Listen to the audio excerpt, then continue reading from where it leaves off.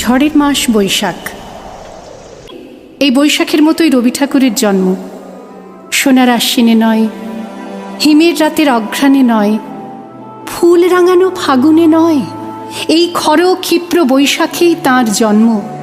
এই খ্যাপা বৈশাখের গৈরিক তিলক দিয়েই সাজানো তাঁর জন্মদিনের ললাট। বৈশাখে প্রকৃতির নতুন জন্ম, আমাদেরও নতুন জন্ম এই বৈশাখে, 25শে বৈশাখে, রবি ঠাকুরের জন্মদিনে।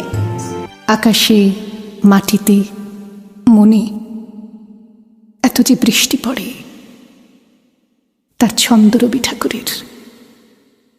এত যে ফুল ফোটে, তার গন্ধ রবি ঠাকুরের। তাই প্রতিদিনই তাঁর জন্ম, কোনো দিনই তাঁর মৃত্যু নেই। কালের কালা পাহাড় এসে কোনো দিন যদি ভারতবর্ষ থেকে সমস্ত ঠাকুরের পুজোর প্রদীপ নিভিয়ে দিয়ে যায়, তবু একটি ঠাকুরের বেদী চিরকাল থাকবে মাটির সঙ্গে গাঁথা। কোন ঠাকুর? রবি ঠাকুর।